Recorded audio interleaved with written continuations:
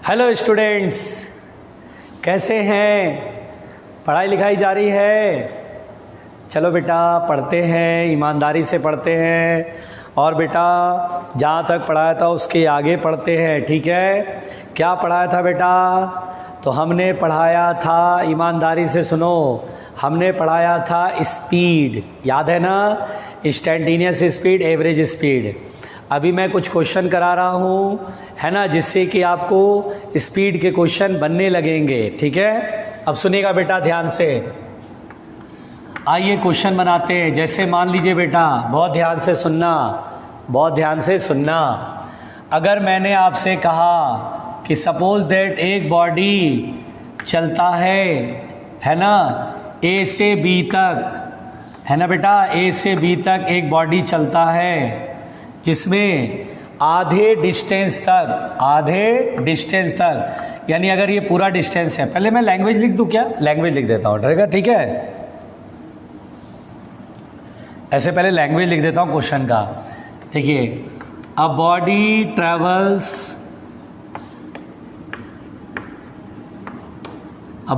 Travels half of the total distance, half of total distance with constant speed v1, with speed v1 का ना constant speed है बेटा। ठीक है? with speed v1 and the next half distance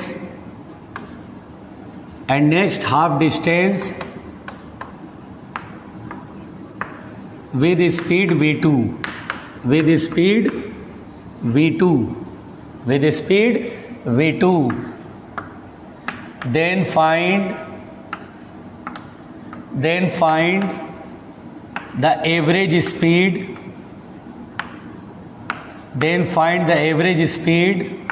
of the body।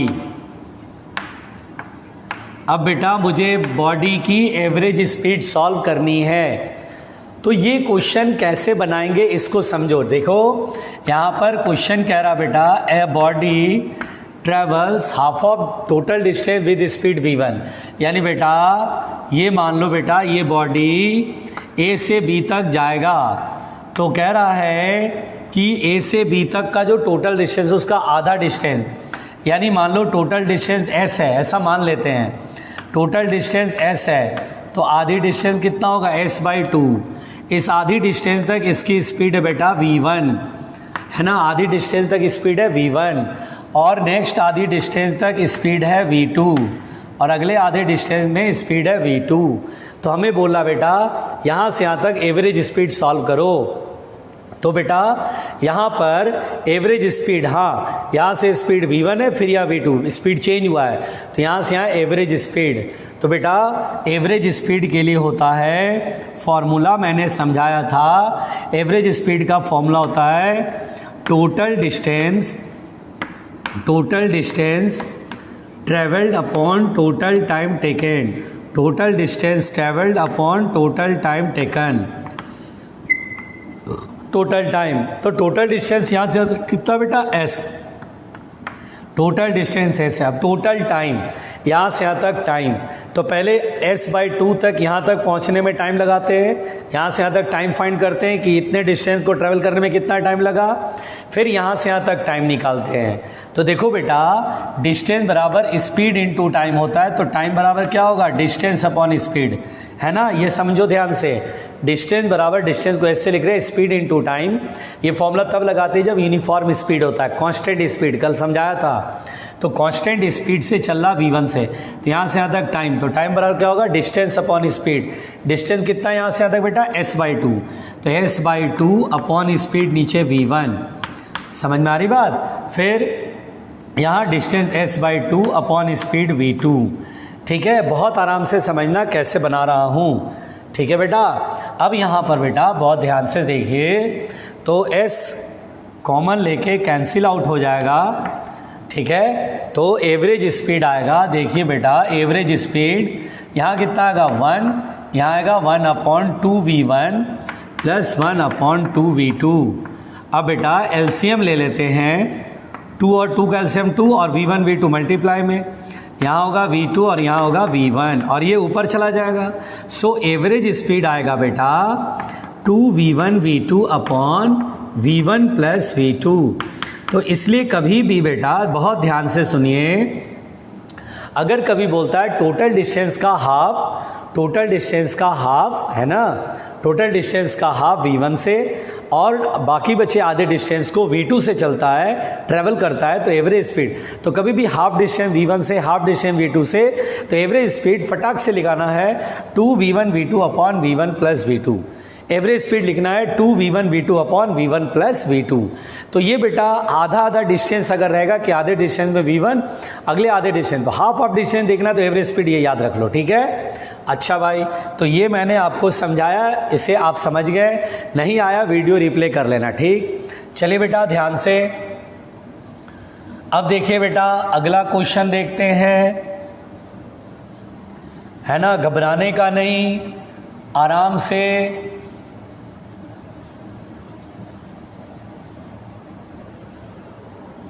देखिए, a body travels with speed v1, with speed v1 in time half of the total time of journey, in time half of the total time of journey, half of the total time of journey and with speed v2 and with speed v2 in next half time, ठीक है बेटा, in next half time। अब यहाँ पर मेरे से कहेगा कि बताइए एवरेज स्पीड, लिख देता हूँ ना, फाइंड एवरेज स्पीड, है ना, फाइंड एवरेज स्पीड। अब मुझे बेटा एवरेज स्पीड सॉल्व करना है, तो देखिए एवरेज स्पीड कैसे सॉल्व करेंगे, ठीक। तो body travels with speed v1 in time half of the total time of journey and with speed v2 in next half time, find average speed, ठीक है। तो देखिए सबसे पहली बात बेटा, ये बॉडी A से B तक पहुंचने में मान लीजिए टोटल टाइम t लगाता है, यानी ये t बराबर 0 मतलब स्टार्टिंग होता है बेटा, t बराबर 0 मतलब क्या होता है, इनिशियल, कि t बराबर 0 ने स्टॉप वॉच यहाँ से ऑन कर दिया, अब टाइम यहाँ से 0 1 2 3 ऐसे काउंट हो रहा है, तो t बराबर 0 मतलब इनिशियल, और जब ये यहाँ पहुँचा तो टाइम लगा t। तो आधे टाइम तक ये जैसे मान लीजिए यहाँ पर ये टाइम t/2 हो गया बेटा, यानी देखिए टोटल टाइम का t/2, इसमें v1 स्पीड है और फिर t/2 से t तक में स्पीड v2 है। तो हमसे कह रहा है कि आप बताइए एवरेज स्पीड। तो देखिए बेटा एवरेज स्पीड बहुत सिंपल है, एवरेज स्पीड होता है total distance upon total time. तो total distance upon total time, ध्यान से समझना, ठीक है, total distance upon total time, total distance upon total time. अब टोटल डिस्टेंस यहाँ से यहाँ तक टोटल कितना डिस्टेंस ट्रेवल करेगा, एस थोड़ी ना है कि s/2 यहाँ तो टाइम का आधा आधा दिया हुआ है, 1 घंटे तक गाड़ी चलाए तो आधे घंटे तक v1, अगले आधे घंटे तक v2, ऐसा मामला है। तो माने ये डिस्टेंस s1 और ये डिस्टेंस s2 है ना, s1 plus s2 upon total time तो t है ही। ये मैंने अपने मन से s1 सपोज कर लिया, क्या सपोज कर लिया, s1, और ये क्या सपोज कर लिया बेटा, s2, टेंशन नहीं लेना। अब डिस्टेंस बराबर स्पीड इनटू टाइम, s1 क्या है, ये फर्स्ट इंटरवल, तो डिस्टेंस बराबर स्पीड इनटू टाइम, स्पीड है v1 और टाइम यहाँ से आता कितना लगा, t/2, तो v1 into t/2 plus v2 into t/2 upon total time t से t खत्म। तो एवरेज स्पीड हो जाएगा v1 प्लस v2/2। तो this is the average speed, ये आपका एवरेज स्पीड होएगा। यानी यहाँ बहुत इजी है, हाफ टाइम कहेगा कि आधे टाइम तक v1 और अगले आधे टाइम तक v2, तो एवरेज स्पीड फिर v1 प्लस v2/2, बात खत्म हो गई है ना, मतलब सिंपल कहानी है। तो बहुत इजी क्वेश्चन है बेटा, ऐसे क्वेश्चन आते हैं तो तुरंत समझना होगा, जिन बच्चों को याद होगा ना वो तुरंत बना देंगे। न्यूमेरिकल जो एक्सपर्ट कहते हैं ना वो कैसे होता है, वो चीज़ें छोटी छोटी चीज़ें याद रखते हैं और ये याद कैसे होगा? एक बार नोट्स में लिखोगे, 2-3 बार रफ में प्रैक्टिस करोगे, डेफिनेटली याद हो जाएगा, बिल्कुल याद हो जाएगा। चीज़ें छोटी छोटी पॉइंट्स याद हो जाएंगे, फिर क्वेश्चन बनाने में प्रॉब्लम नहीं आएगी। ठीक है, चलो भाई आगे देखो बेटा, देखो ध्यान से, ईमानदारी से, ईमानदारी से, बहुत आराम से सुनना, ठीक है। देखिए अब हम बेटा पहले वेलोसिटी पढ़ लेते हैं, फिर मिक्स्ड डाउट भी करेंगे, डोंट भी रह रहना बहुत सारे सवाल करने में। वेलोसिटी है ना, किसी बॉडी की वेलोसिटी, तो स्पीड हमने पढ़ लिया, अब हम वेलोसिटी पढ़ रहे हैं। तो वेलोसिटी वेरी सिंपल डेफिनेशन है कि द डिस्प्लेसमेंट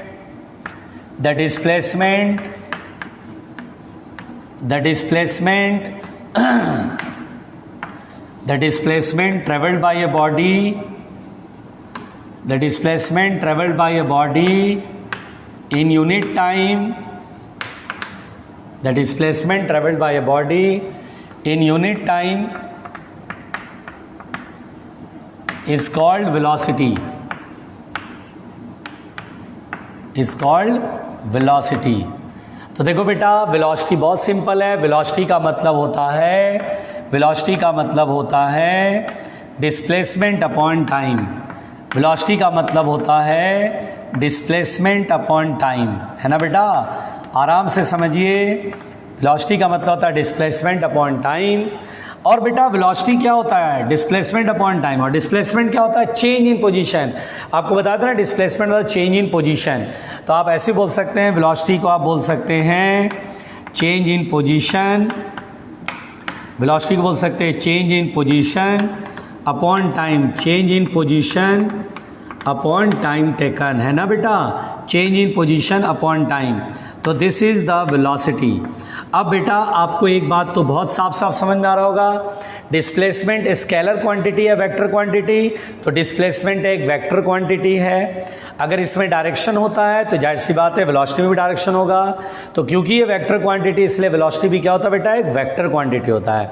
तो सिंपल सी बात है, it is a vector quantity, it is a vector quantity, बहुत ध्यान से सुनना, it is a vector quantity, ये बेटा वेक्टर क्वांटिटी है, ठीक है। और हर वेक्टर क्वांटिटी में डायरेक्शन होता है बेटा, है ना, तो डिस्प्लेसमेंट जिधर होएगा उधर ही वेलोसिटी होगा। तो direction of velocity is along the direction of displacement.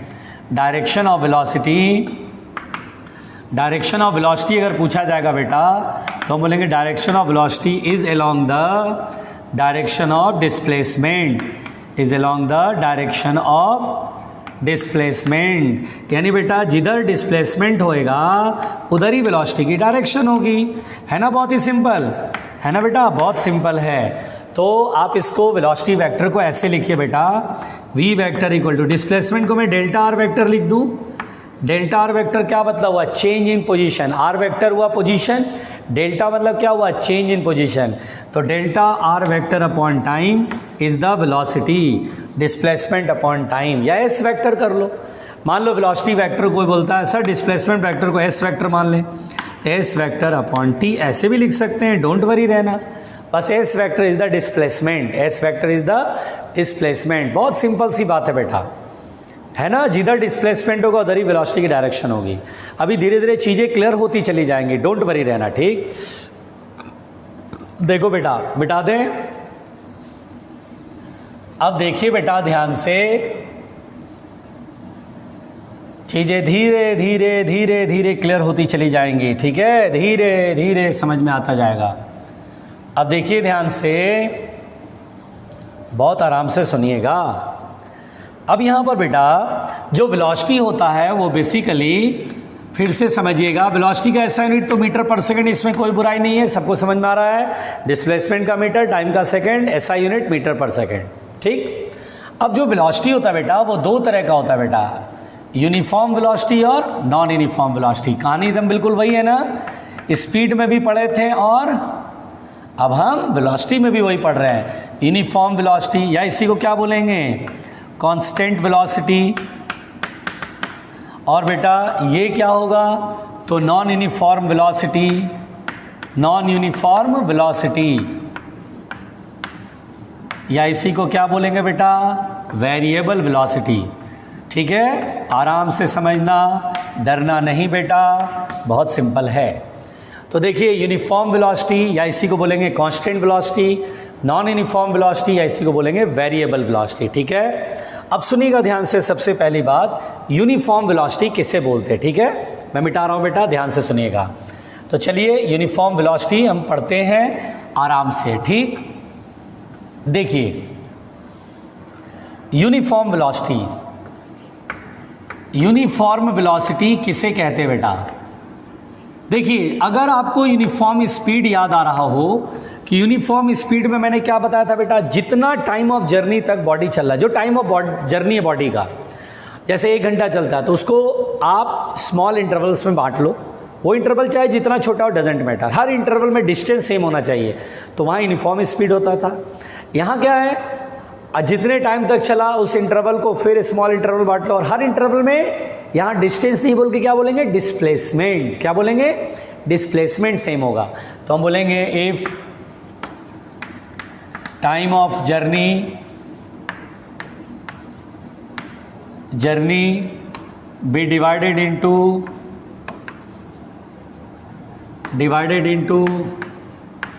Small interval of time, small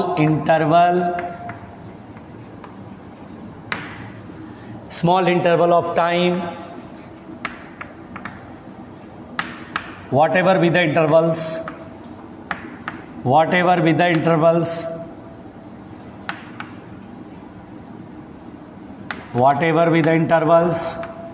ठीक है। तो when if time of journey be divided into a small interval of time and whatever be the intervals and body covers equal displacement and body covers equal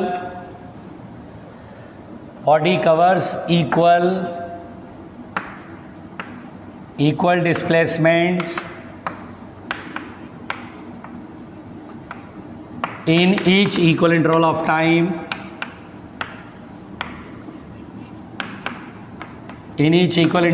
time, then the body is said to be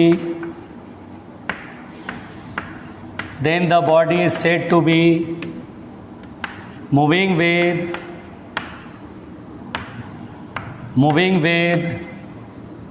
uniform velocity.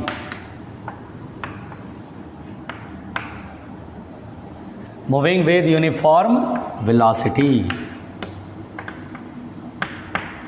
ये तो if time of journey भी divided into small intervals, है ना बेटा, intervals of time. ठीक है, आप interval में बांट लो टाइम ऑफ जर्नी को, what ever be the interval, doesn't matter, छोटा हो बड़ा हो कोई बात नहीं। And body covers equal displacements in each equal interval of time, बराबर इंटरवल में इक्वल डिस्प्लेसमेंट ट्रेवल करे तो हम बोलते हैं body is moving with uniform velocity. यानी जिस बच्चे को यूनिफॉर्म स्पीड समझ में आ गया उसे यूनिफॉर्म वेलोसिटी में कोई दिक्कत नहीं है, कोई समस्या नहीं है। अच्छा बेटा एक सवाल पूछता हूँ, जरा इसका जवाब दीजिएगा, आराम से सुनिएगा मैं क्या बोल रहा हूँ। सवाल ये बेटा, अगर मैं बोलूँ कि एक पॉइंट यहाँ से यहाँ गया तो ये इनिशियल ये फाइनल डिस्प्लेसमेंट का ये होगा। अब आगे बी से सी में फिर इधर गया तो ये डिस्प्लेसमेंट इधर भी होगा। तो मैं बोलूँगा ए से बी में जो डिस्प्लेसमेंट की डायरेक्शन है, बी से सी में भी वही डायरेक्शन है। अगर मैं आपसे बोलूँ ए से बी में ये इधर गया, डिस्प्लेसमेंट की डायरेक्शन इधर हो गई, और बी से सी में इधर गया, डिस्प्लेसमेंट डायरेक्शन इधर हो गई, तो क्या ये दोनों डिस्प्लेसमेंट वेक्टर सेम है बेटा? तो हम बोलेंगे नहीं, यहाँ डिस्प्लेसमेंट वेक्टर सेम है, डायरेक्शन सेम है और लेंथ सेम है, तो मैग्नीट्यूड भी सेम हो गया। तो हम बोलेंगे जो डिस्प्लेसमेंट है वही डिस्प्लेसमेंट है। अगर दो वेक्टर बराबर कर रहे हैं तो मैग्नीट्यूड भी सेम होने चाहिए और डायरेक्शन भी सेम होने चाहिए। हम बोलेंगे यहाँ पर दोनों डिस्प्लेसमेंट इक्वल है, क्योंकि डिस्प्लेसमेंट एक वेक्टर क्वांटिटी, इसमें डायरेक्शन भी होता है बेटा, ध्यान देने वाली बात है। अब देखिए ये जो ए से बी में, इसमें डिस्प्लेसमेंट की डायरेक्शन इधर है। मान लीजिए ये 2 मीटर इधर की तरफ गया तो इस वेक्टर का मैग्नीट्यूड हुआ 2 मीटर और डायरेक्शन ये हुआ। अब अगर इधर जा रहा है तो डिस्प्लेसमेंट का मैग्नीट्यूड मान लीजिए 2 मीटर ही है, जितना मैग्नीट्यूड है उतना ही मैग्नीट्यूड है, लेकिन डायरेक्शन डिफरेंट हो गया। तो क्या यहाँ डिस्प्लेसमेंट सेम हुआ? तो बोलेंगे नहीं, डिस्प्लेसमेंट सेम नहीं हुआ सर। डिस्प्लेसमेंट डिफरेंट हो गया। तो वही बात है बेटा जो मैं आपको अब समझाने जा रहा हूँ, बहुत ध्यान से देखना। कभी भी आपसे बोलता है कि body moving with uniform velocity, कभी भी बोलता है body moving with uniform velocity, है ना बेटा, बहुत ध्यान से सुनिएगा। कभी भी आपको ये लाइन दिख जा बेटा कि एक बॉडी यूनिफॉर्म वेलोसिटी से मूव कर रहा है, तो आपको ये समझ जाना चाहिए कि यूनिफॉर्म वेलोसिटी अगर लिखा हुआ है तो इसका मतलब ये हो गया कि body must move in straight line path with constant speed. Body must move in straight line path, in straight line path with constant speed. अब क्यों होता है स्ट्रेट लाइन पाथ, अब ये समझ सकते हैं, with constant speed, with constant speed. ये देखिए एक इंपॉर्टेंट लाइन मैंने लिख दिया बेटा, इसे हल्के में मत लेना, इंपॉर्टेंट है। कभी भी क्वेश्चन में बोल देगा body moving with uniform velocity, तो समझ जाना स्ट्रेट लाइन में चल रहा है और एकदम रफ्तार सेम है। क्यों, ये समझो, आराम से समझो बेटा, देखो बिल्कुल आराम से समझना।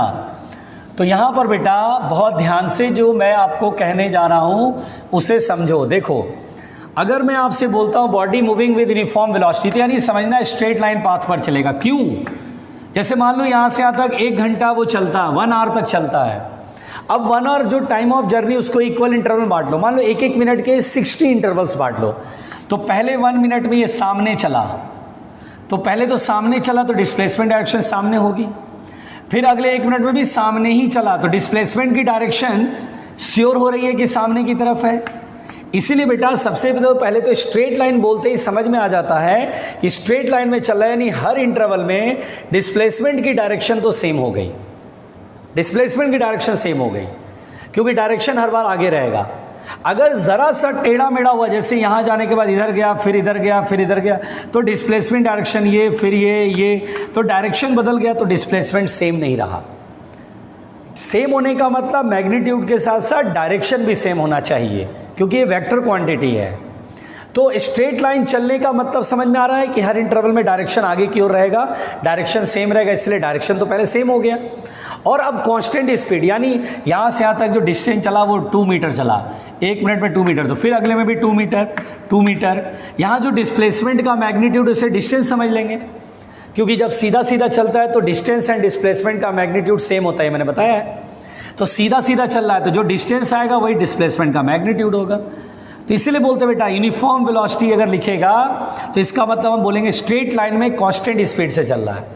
स्ट्रेट लाइन से डायरेक्शन सेम हो गया और कांस्टेंट स्पीड से हर यूनिट इंटरवल में, हर इंटरवल में वो जो है जो ट्रैवल करेगा डिस्टेंस वो सेम रहेगा, यानी डिस्प्लेसमेंट का मैग्नीट्यूड सेम होएगा। इसीलिए आपको ये बात बहुत ध्यान से समझनी बेटा, यूनिफॉर्म वेलोसिटी मतलब हो गया कि बॉडी स्ट्रेट लाइन में कांस्टेंट स्पीड से चलेगा।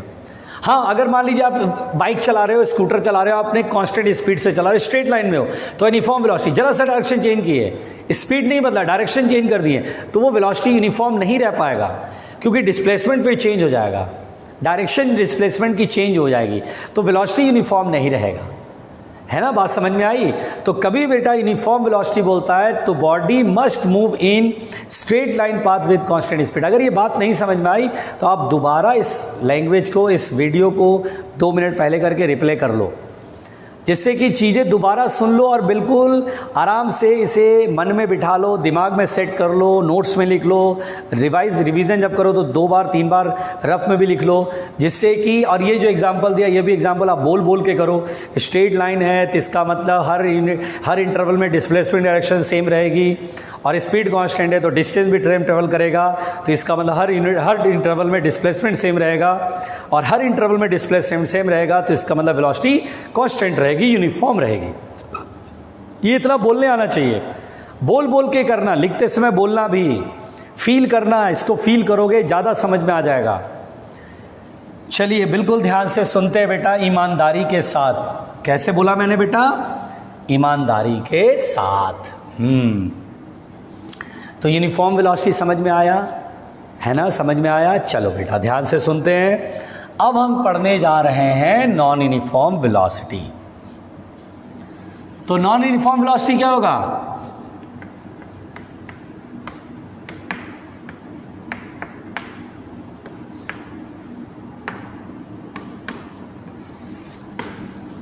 क्या होगा बेटा?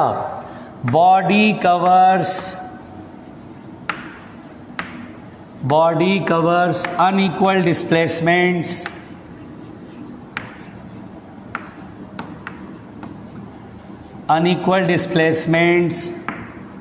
in each equal interval of time. Body covers unequal displacements in each equal interval of time. ठीक है, equal intervals of time. ये इस केस में हम क्या बोलते हैं? बॉडी नॉन यूनिफॉर्म वेलोसिटी से मूव कर रहा है। ठीक है बेटा, क्लियर हो गया? अच्छा, एक पॉइंट सुनो बेटा नोट में करके। अगर मैं आपसे बोलूं, अगर आपसे बोल दिया जाए कि a body having uniform velocity, अगर आपसे बोल दिया जाए कि बॉडी हैविंग यूनिफॉर्म वेलोसिटी, अगर बोल दिया है कि एक बॉडी में यूनिफॉर्म वेलोसिटी है ना, then body must have uniform speed. Then body must have uniform speed. Body must have uniform speed. यानी बेटा एकदम क्लियर है, अगर यूनिफॉर्म वेलोसिटी है तो आप बोल देना कि बॉडी में स्पीड भी यूनिफॉर्म हो के रहेगा, एकदम नेसेसरली हो के रहेगा। But if a body having uniform speed, अगर किसी बॉडी में यूनिफॉर्म स्पीड है, अगर किसी बॉडी में यूनिफॉर्म स्पीड है तो उसका जरूरी नहीं है कि वेलोसिटी भी यूनिफॉर्म होगा। यूनिफॉर्म स्पीड तो सर्कुलर पाथ पे भी ऐसे से घूम सकता है, लेकिन चूंकि डायरेक्शन बार बार बदल रहा है तो वेलोसिटी चेंज होती जाएगी। स्ट्रेट लाइन में चल रहा है यूनिफॉर्म स्पीड से तो यूनिफॉर्म वेलोसिटी हो जाएगी। वेलोसिटी यूनिफॉर्म है तो इसका स्ट्रेट लाइन में चल रहा है विद कांस्टेंट स्पीड, ये क्लियर हो गया। यानी वेलोसिटी यूनिफॉर्म रहेगा तो स्पीड भी यूनिफॉर्म होगा, लेकिन अगर स्पीड यूनिफॉर्म है तो जरूरी नहीं कि वेलोसिटी यूनिफॉर्म हो। तो then it is not necessary that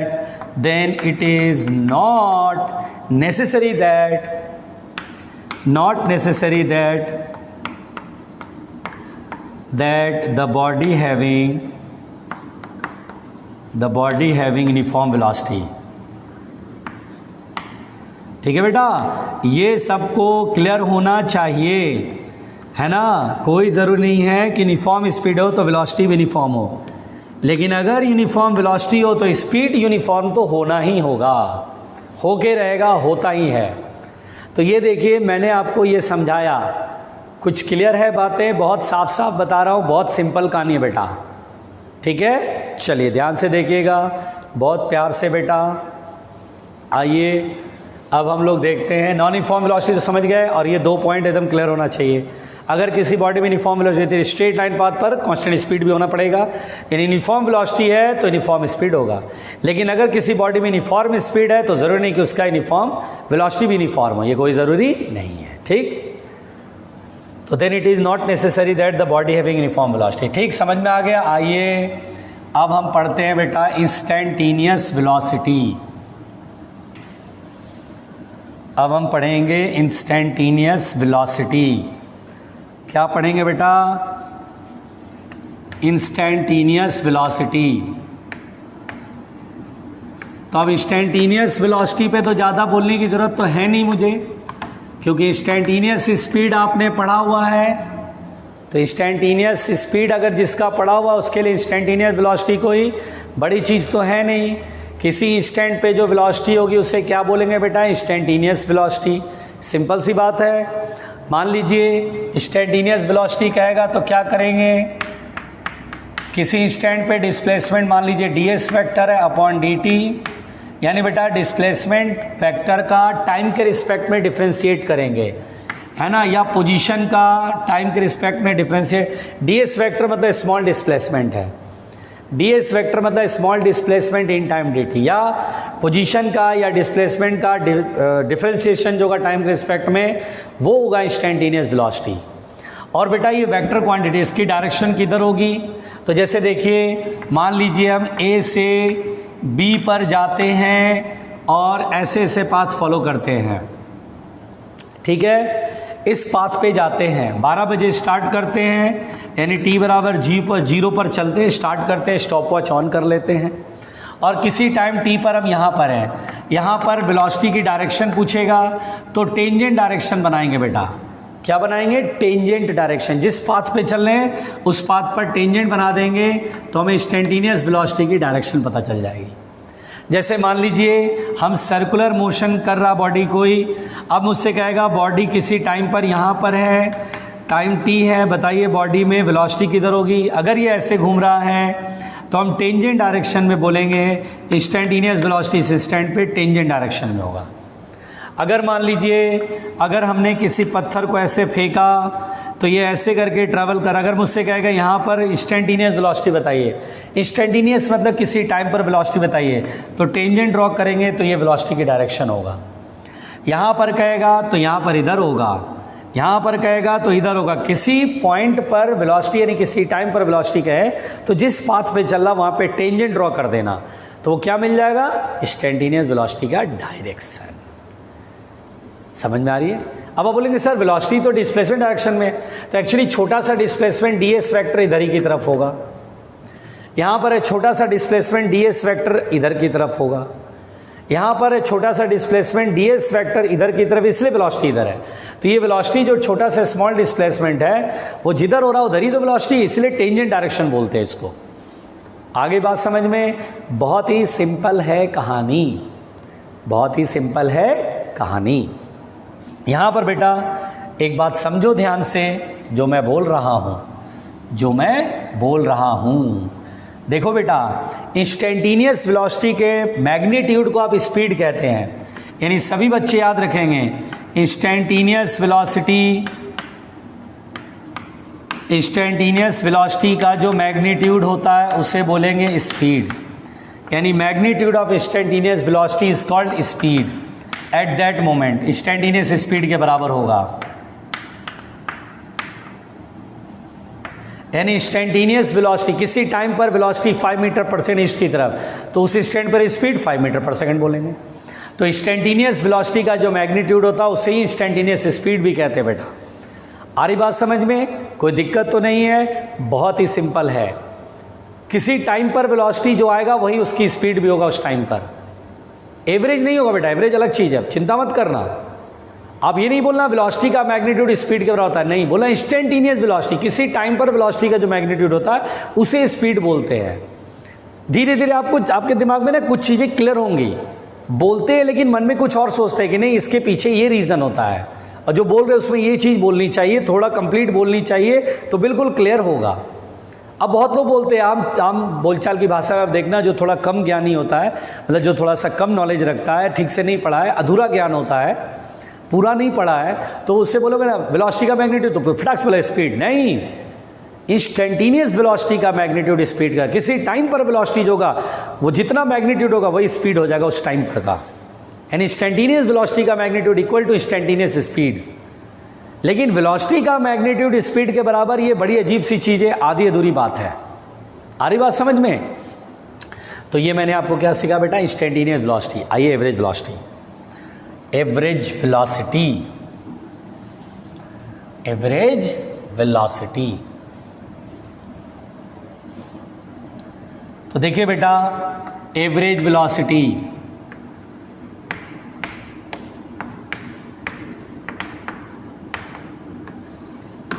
average velocity क्या होता है? Total displacement upon total time. Simple सी बात है, एवरेज वेलोसिटी होगा total displacement upon total time taken, total displacement covered upon total time taken, this is the average velocity. तो average velocity बेटा सबसे पहले तो ये याद रखना है, total displacement covered upon total time taken. इसका मतलब बेटा एवरेज वेलोसिटी टोटल डिस्प्लेसमेंट अगर डेल्टा एस वेक्टर है अपॉन डेल्टा टी है, तो this is the average velocity का वैल्यू। अब average velocity total displacement upon total time, यहाँ पर बेटा एवरेज वेलोसिटी की डायरेक्शन जिधर टोटल डिस्प्लेसमेंट की डायरेक्शन होगी उधर की साइड होगा। जैसे देखो बेटा, बहुत ध्यान से देखना, जैसे मैंने कहा ए से बी तक बॉडी जा रहा है, इस पाथ को फॉलो करते हुए जा रहा है। बताइए ए से बी तक में एवरेज वेलोसिटी की डायरेक्शन किधर होगी? तो हम बोलेंगे ए से बी पहुंचा, टोटल डिस्प्लेसमेंट की डायरेक्शन इधर की साइड है, ये टोटल डिस्प्लेसमेंट की डायरेक्शन है, तो इसी तरफ एवरेज वेलोसिटी की भी डायरेक्शन होगी। तो देखिए एवरेज वेलोसिटी की डायरेक्शन और इंस्टेंटेनियस वेलोसिटी की डायरेक्शन में डिफरेंस है बेटा। अगर मैं बोलूँ यहाँ इस इंस्टेंट पे पहुंचा बॉडी, यहाँ पर इंस्टेंटेनियस वेलोसिटी, तो टेंजेंट ड्रॉ करिए, यहाँ पर पहुंचा इधर टेंजेंट ड्रॉ करिए। लेकिन अगर मैं बोलूँ एवरेज वेलोसिटी, तो देखना टोटल डिस्प्लेसमेंट ए से बी पहुंच गए, तो ए से बी तक सीधा ये वेक्टर प्लॉट करते, this is called total displacement, और यही एवरेज वेलोसिटी की डायरेक्शन भी है।